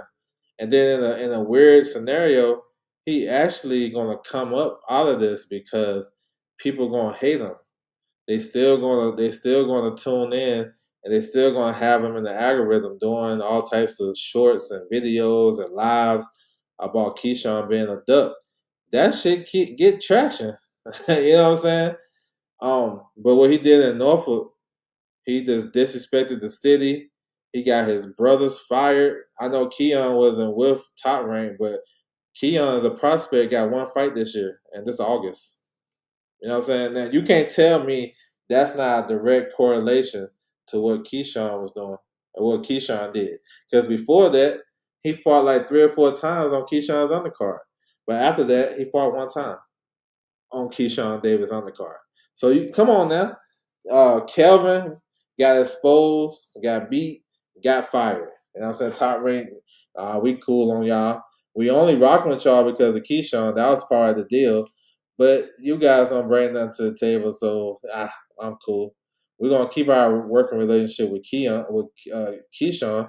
Won't Keyshawn at the opening of the when Top Rank signed with the Zone? Wasn't he one of those fighters there that they showcased? Wasn't Emiliano Vargas, Abdullah Mason, and Keyshawn Davis there? So that means he's a part of the Zone's plans. I'm just saying. I'm just putting two and two together. So maybe he think he deserved more. You can't be mad at a guy that want to get more money. You know what I'm saying? It's just the way it came off. And like I said, you can't go to Willie Jones' house, do a whole skit, stepping on Stanley's yard, picking up bricks and shit, calling out Devin Haney, and not accept the fight. You know what I'm saying? I'm just saying. It don't look right. Because I feel like all of that shit, the money and what you want, it should be acknowledged up front. And those guys seem like they didn't even start negotiating until after the deadline. So the deadline was 20 days. They had a whole 20 days, 3 weeks to negotiate. Seemed like they didn't get nowhere. So they ordered a purse bid. Purse bid they got here. They postponed it for 3 days. Did these guys even have enough time to negotiate some shit? You know what I'm saying? Because it feel like Devin got his deal when he saw Teofimo got his deal. Like, Teofimo got the Zone deal? Oh, hell no. The Zone, what's good? I guarantee that shit. Because you remember, the way they was talking, it seems like that's how it played out. Because Bill said Zuffa. He was saying Zuffa the whole time. He done tricked Shakur. Shakur done took the bait. I'm going to go sign with Zuffa and beat him to the spot. But then he was like, nah, we're going to the Zone. It seemed like this shit was just a spur of the moment shit. It wasn't like this been in talks for this many months, a year. It just happened to. That's. It feel like it's new. It's fresh, and these guys turn it on. On a whim. So that's my take. You know what I'm saying? Something different. You know what I'm saying? I bring something different to the table. Because I don't got no dog in the race. He said, let me go back. I'm going to go back in the chat. Salute to everybody in the building, though. I appreciate it. You know what I'm saying? Appreciate it. That coin toss still. Oh, shit. Yo, Crawford took that whole moment, bro. Yo, I was in the building, bro. It was quiet in the motherfucker. Like, after the third round, that shit was quiet. All you heard was Crawford's people, his family. Emiliano, I'm not sure. I'm guessing he'll get one more in before the end of the year. I want to see if they're gonna try to headline him and see what they can do, because I think it may be about that time, just to maybe let him headline in Vegas, his hometown, or maybe do Arizona, one of those places that represent his people, San Diego. I can see something like that next. But I'm thinking he's gonna get back before the end of the year.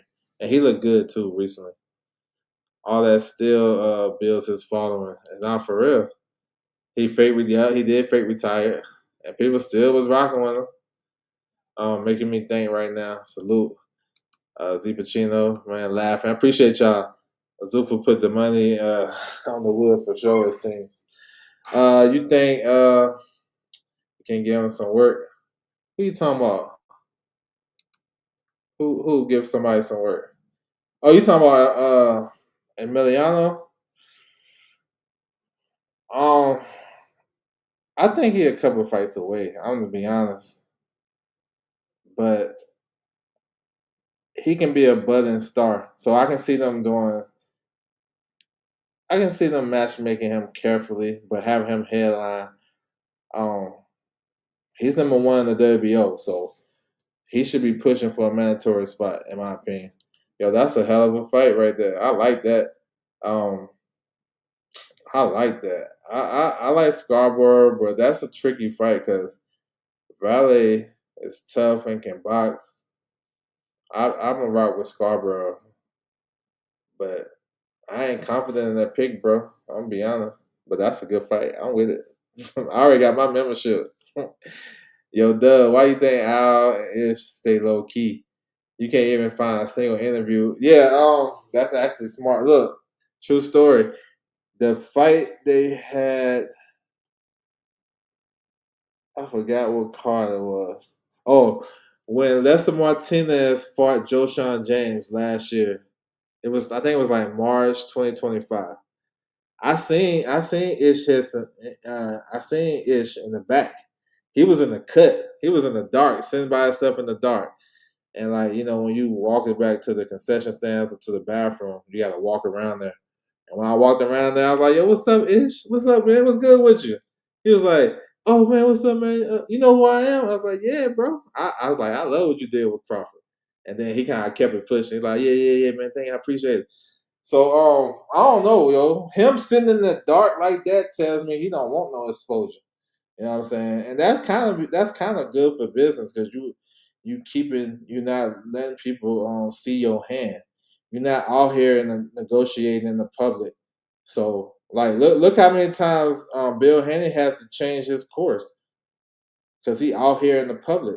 So when you out here negotiating in public, pushing these narratives and have people running with it, and then the people in the background holler at you, then you change your tune. You know what I'm saying? Like when he finally spoke to Al, he's like, "Oh yeah, that's the OG." You know what I'm saying? So he always got to change his tone. But being in the cut, that's a good thing in business. It's been helping Al for all these years, and I think Ish that is an interesting interview. I would be excited to see.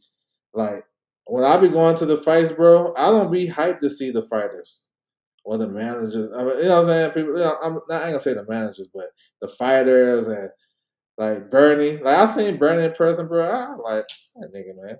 I want to go talk to Ish, or I want to talk to Louis the Kubas, or Keith Conley, or like those dudes behind the scenes, the managers and shit. The motherfuckers hiding behind the curtains.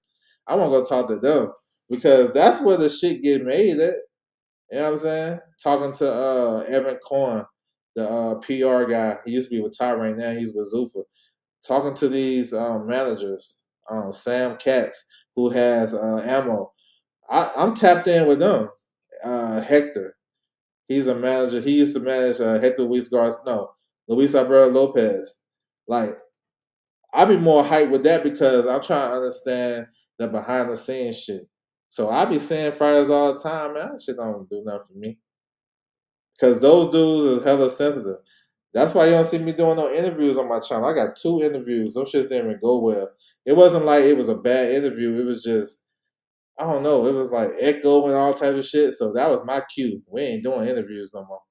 You know what I'm saying? When you in that interview game, then the fighter feel like, oh shit, you gotta be loyal to me because they sensitive. And why they sensitive? They put their life on the line. So if you really think about it, if you going against a fighter, you going against somebody trying to kill him. I know that's extreme, but anything can happen. So I understand it. So I don't trip. So that's why I don't really like reach out to like fighters for interviews. I see people like if it came down to it, um, like Kelvin, all those guys, Keyshawn, DB3, them dudes know who I am. They just see me playing times that they fight, just talking to them. No, this regular talking to them, and I'm pushing. It's just, I'm not that dude to be nut hugging. That ain't never been me. And I be in the cut, and I be dipping. I dip on your ass for real because I be on to the next. So if you see me, you gotta stop me and holler at me because next thing you know, I'll be on the other side of the venue. You know what I'm saying? So I kind of move like that's why I kind of like how Al is undercover because I kind of move like that too. I be at places and shit. Nobody even know I'm there. I'm tapped in. I'm talking to the like um I see people like I see the content creators and shit whatever. Sometimes I get media credentials, but a lot of times it's actually better when I just go as a fan because I can still move the same way without even having the access. I just know where to be at. You know what I'm saying? Or I be at the right place at the right time type of shit. But yeah, that's good to be low key though, and that's why they probably get business done. You know what I'm saying? He can bang. Yeah, it's Scarborough gonna have to fix his defensive flaws and stuff in this fight because Valley is pretty solid. I saw Frank Smith. Oh yeah, he a cool dude too. Yeah, Frank Smith cool. I got Abbas Baruch. I didn't like how Santion looked in his last fight. Um, and Carlos Adamas. Carlos Adamas. Did I see him? I met Dave Morrell. Dave Morrell, cool. Honestly, I haven't met no fighter that was an asshole. Now I seen Anthony Durrell walking through the MGM, and this dude, he's seeing like it was a group of us just talking, right? Boxing fans, his boxing fans will be, most of them had on shirts. This at the Crawford and Spence, so we was out there in the lobby chopping up, and he came. And I seen him walking, and this dude saw us, put his hoodie on, and went the other way. I was like, I want to talk to your ass anyway. But I ain't never meet him, so I don't know how he is. But the majority of the fighters that you meet, bro, they actually cool. Cause for one, when you notice them, like that shit, dude, you can tell they be sights off that shit. Like, bro, you know who I am? Yeah, bro, we tapped in. We saw your last fight. You know what I'm saying? So I ain't really met nobody that was an asshole. Not really, even in boxing. I haven't met nobody that was like, just straight up assholes. I'm pretty sure they are, you know. Abbas Baru to maybe get him. Man, you gonna roll with Santion? Let's see. Santion gotta redeem himself fighting back in San Diego. Adamas cool as fuck, yeah. That's what's up though. Most of those guys are though, you know. Uh I met a lot of these dudes, you know. Teofimo, when I met him, this was right after, no, this was before he got the Lomachenko fight. It was in 2019. Teofimo was cool. I don't know how he is now. I don't fuck with him now, but he was cool then. Jose Ramirez. Oh, probably like one of the nicest boxers I ever met was Jesus Ramos. Him and his whole family, bro. They nice as hell. Good people. You can tell they're good people. Yes, sir. I like Abbas Baru. I ain't gonna lie. I think he wins that fight. Oh, Benavidez is cool. Yeah, yeah. He's cool. He's down to earth. A lot of these dudes are though, man. Um, I remember this may have been Teofimo's when Teofimo made his comeback at 140 when he fought Campa. I think it was that fight. We was all up there. It was a bunch of us. Um, but Shushu, like Shushu, cool as hell. They give you the time. Troy Osley, they'll give you the time. They'll holler at you. All those dudes is pretty cool. Yeah, Frank Smith, CEO. Yeah, if you can pull one of them dudes to the side and holler, they'll talk to you, bro. Um, the matchmaker, Kevin Rooney Jr. Yeah, he went full whoop. Man, he started talking in parables after that. If you can get an update on Justin Paul though, man, I ain't heard nothing. I know he turned down the Chavez fight, so I don't know what's the particulars between that. But yeah, bro, he with ProBox, so maybe ProBox is going behind the paywall, so maybe they'll get him a bigger fight. You know what I'm saying? He's number 5 with the WBC, but yeah, I think he's top 10 with the WBO, so he has options. I think it's just finding the right fight for him in that division. And then here's another thing, bro. I wonder if he's having issues at 135. Paul missed weight before. Remember, he was supposed to fight Rolly back in the day. He missed weight at 135, and that was like in the pandemic. This 6 years later, and he's still making 135, and he seemed like a solid guy. So I don't know if that's the issue as well. JoJo, real cool. I seen JoJo too. Um, yeah, JoJo, alright. Regis is cool too in person. I tried to approach them. I can tell they chilling. Yeah, yeah, that's a big good opportunity for him too. But maybe he got something lined up. Justin Paul though is with the same manager as Brian Norman and Frank Martin, locked in with them. Fighters First Management, Adrian Clark, Jolene was Mazul. They locked in and they take care of their fighters. You know what I'm saying? So I'm pretty sure. And he's with ProBox, and he's been pretty active on ProBox. Now I ain't never met Don King. I met Bob Arum though, but Don King, nope.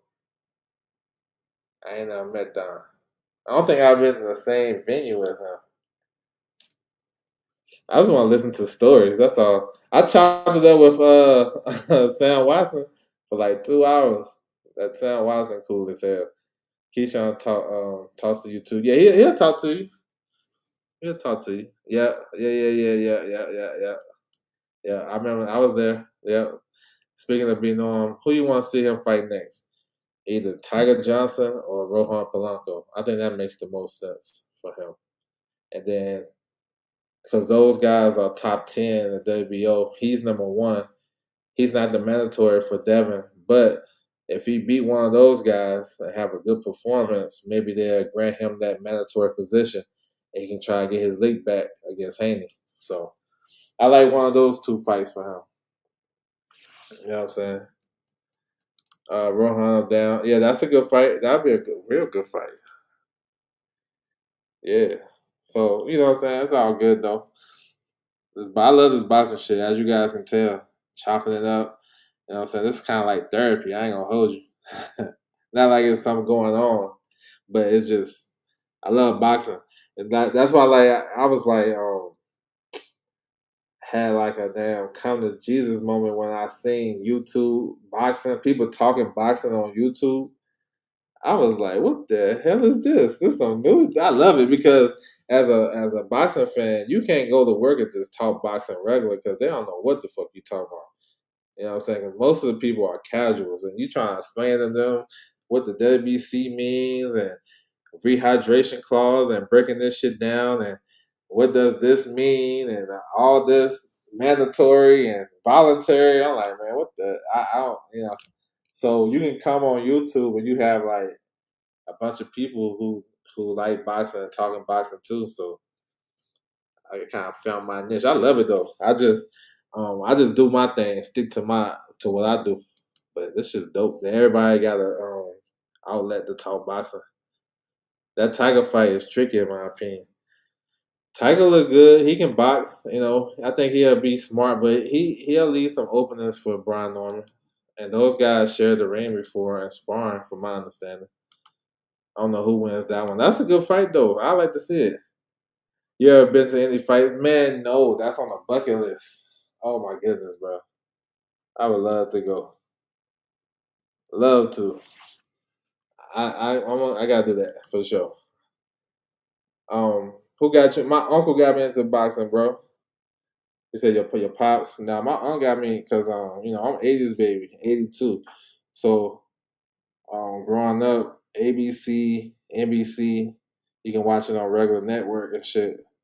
So he used to put me on game and get all the Ring magazine books and KO magazines and watch because boxing used to be on all the time. So I just sit with him and watch. He was a Larry Holmes guy. That's why Larry Holmes is my guy. You know what I'm saying? But he used to explain to me certain shit. Like he'd be like, "Yo, you see all these names in the book? You need to watch them fight, bro. They pound for pound guys." So Sweet Pea, all those guys back in the day, watching all that shit. So even though my favorite sport is basketball, I hoop all my life basically, but boxing I didn't miss no boxing though. Friday night fights, Tuesday night fights, um, all the man. I watch all the fights, pay per views, TV KO. You know what I'm saying? Watching George Foreman and Michael Moore on my birthday, all types of crazy shit, bro. Like I wouldn't go out like on Friday night fights, bro. When it's time to go out and hang out with my friends and shit, bro. I gotta finish watching Friday night fights, and Friday night fights ends like at 11 o'clock East Coast time. So my ass late to the party and shit. They mad at me like, come on, bro. And I'm like, oh, I got friends watching this. So I always been hooked on it. Um, it's just kind of developed over time where, like I say, the essence of boxing is watching what's in the ring. But then when I started to understand the business and started getting connected with the rankings and all this shit, then I started being a smart fan. So I used to understand why stuff won't happen and stuff like that. So yeah, bro, that shit been with me the whole time. Somebody asked the WO president Rohan. He said, "Absolutely, I seen that. I heard that." He fought one Lobo that if he fought the Puerto Rican. That was the only one. Do you see similarities in Conway and Kwawi? Nah. I mean, other than they short guys and stuff like that, Kwawi had that cross guard defense. And he had a little bit more upper body movement. Conwell, Conwell kind of remind me of Baz Baru, to be honest. Kwawi reminds me of he like in his day he's a better version, but him and Burt Cooper fight similar to me. You know, a workman.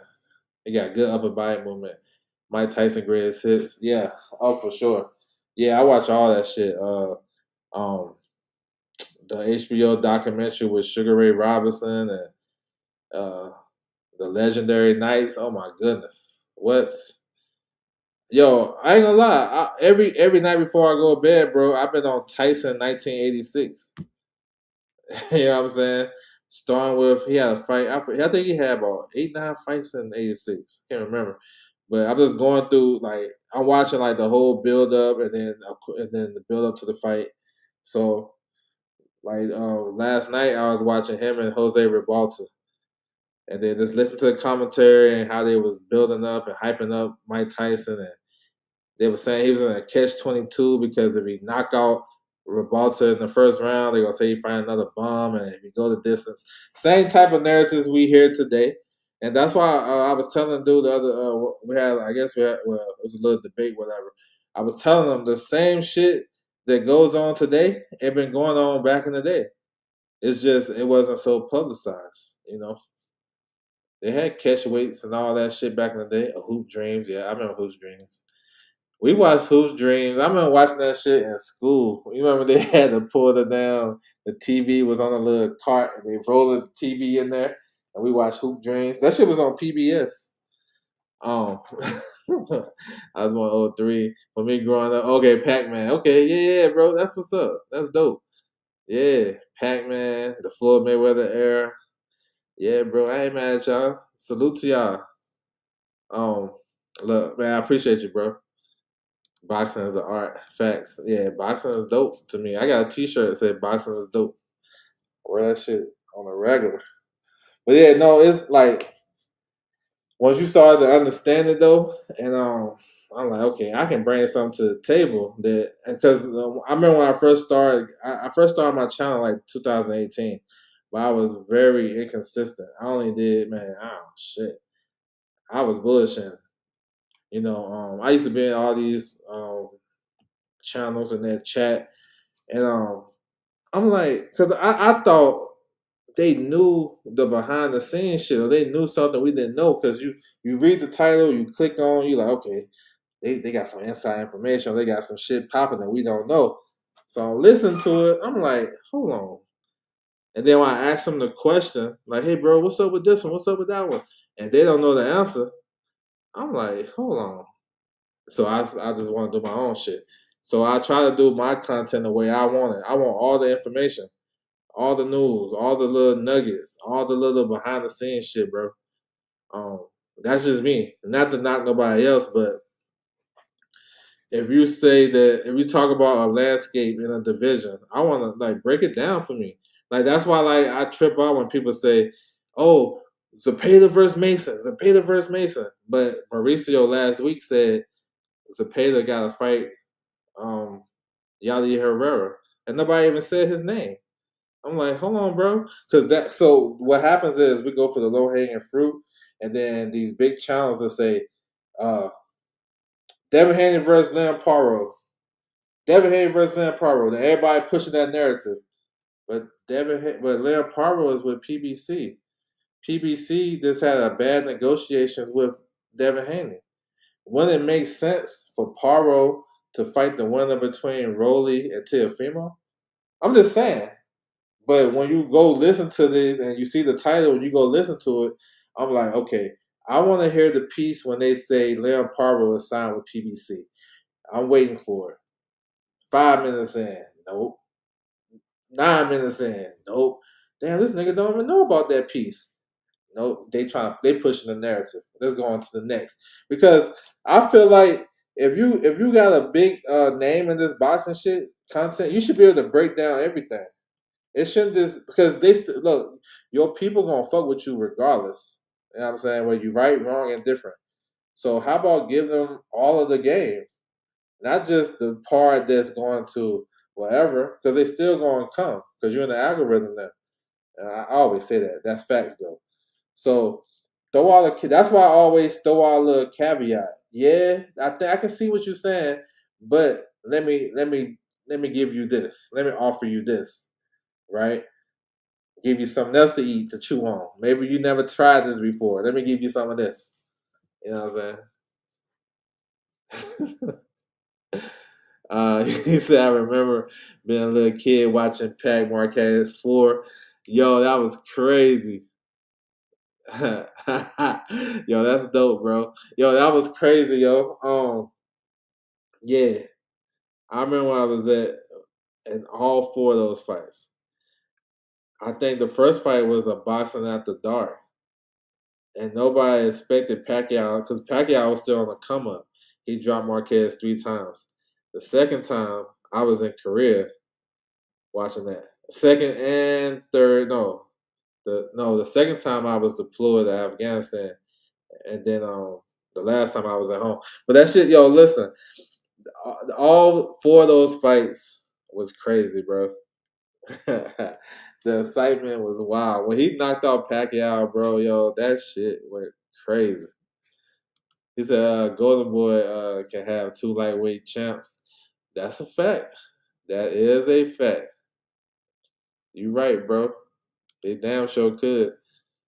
You always keep me ahead of those bad podcasts. Yeah, bro. Yo, I mean, look, yo, this the thing. Most of those dudes had my ear for a minute. You know what I'm saying? I don't mind putting nobody on the shit, but I feel like I don't need my shit out there. I read like because mine ain't using for good. You know what I'm saying? Mine using to create more narrative. I'm cool on that. Whole bar full of Mexicans, bro. Oh yeah, I can imagine crazy stories from you both. Oh man, yo, that shit was crazy. They be trying to get on these young boxing fans, like my man Andre. He born '03 and shit. Bro, man, I embrace y'all, bro, because y'all bring another type of experience to it. And y'all in the era where you can go back and do your research. And I met a lot of young boxing fans that knew the whole history of Ali and Mike Tyson and all types of shit. I find that's dope. You know what I'm saying? To understand the history because it repeats itself. In boxing, it was people ducking back then. You know what I'm saying? Like I was watching one Mike Tyson shit. He was about to fight. The build up to when he was about to fight Razor Ruddock, the first fight. They were saying that he was supposed to fight Razor Ruddock in November of 1989. He was supposed to fight Razor Ruddock in Edmonton, in Canada, but he pulled out the fight, and then he ended up taking the Buster Douglas fight. So Razor Ruddock was calling him a duck. I ain't never known that shit. So I'm listening to him like, what? 89 they're supposed to fight? Because I think that was after who did he knock out? He did somebody dirty. I think he did Bone Crusher Smith dirty, Razor Ruddock, and then he did Michael Dose. He damn near killed him. So they was talking about Razor Ruddock was the next guy and shit like that until Lens got hold of him. Man, I appreciate y'all, man, for sure. I be trying to do what I can do.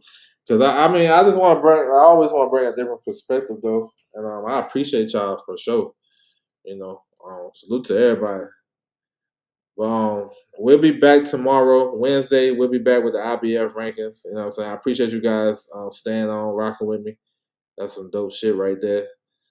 So we're gonna see what we can find with the IBF rankings, and then Thursday we'll be back. We're gonna do a pre-gaming show. So we're gonna preview the fight week. Friday, Saturday, so we actually got a big fight week. Saturday we got Zuffa boxing. We got an IBF eliminator down in Australia with David Naika. Jabataya slept him maybe a year or so ago. That was nasty. What else we got? We got MVP. MVP always put on. Always put on, bro. I ain't gonna lie, y'all. I love what they're doing with the women. You know what I'm saying? I just hope okay, look at this. I don't think many people talk about this, but this is like my lane type shit. Desley Robinson defending her unified titles against Tam Taboo, right? Next week, Carissa Shields is about to fight for the other unified titles against Kate Scott. If Carissa Shields and MVP can get on board and they can make a big fight for Undisputed at 160, you know what I'm saying? Why not? You know what I'm saying? If Eddie Hearn, who was suing Jake Paul, now they locked in together. They got a promotional pack where they're gonna do some business. Why can't Carissa Shields and MVP finally make shit work? Because they signed so many women's boxers, you're gonna have to go see them. You know what I'm saying? Eventually. Because I want to see Carissa versus Michaela Mayer. If Carissa gonna stay at 160, she doing what a lot of people that was on her head say she need to do: lose weight, and go fight the girls down there. Okay, she's dropping to 160. I mean, Michaela Mayer is unified, or was unified at one. Oh, she's still unified. She had the WBC and WBA, and she about to fight Chantel Cameron. The winner of that, I think they got a rematch clause too. But the winner of those fights should be able to move up and fight Carissa at 160. You know what I'm saying? That's how we made big fights. Like, we criticize Shakur for wanting to do 144, and for the record, I don't like that. If you're nice and the way they telling you are, you should be able to go to 47 and have no issues. So if you're not ready to go to 47, stay at 40 and 35. That's fine. Case closed. Nothing to negotiate. All right? I'm with it. That's fine. Nobody ducking nobody. He ain't ready to move up. They ain't ready to move down. Cool. So, but with the ladies, they can kind of move up and down to get the bigger fights. So I think that shit should be respected. Yes, sir. Salute to everybody coming through the building. Man, you have a good one too, Steph. I appreciate you, bro. My boy McKenna, man, yo, let's get it. Has a great opportunity.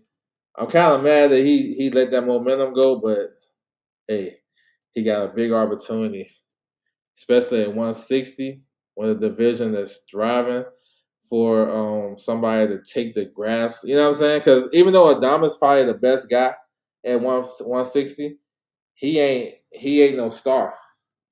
You know what I'm saying? And the Irish fans is going to get behind that fighter. So I'm looking forward to see the atmosphere. Callum Wash is on that card.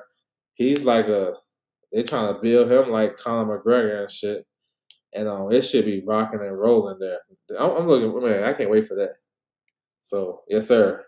Salute to everybody coming through the building. I appreciate the time. I appreciate the chop session for sure. Hit that like button if you haven't already. Salute to the playback as well. I appreciate y'all, and I'm out.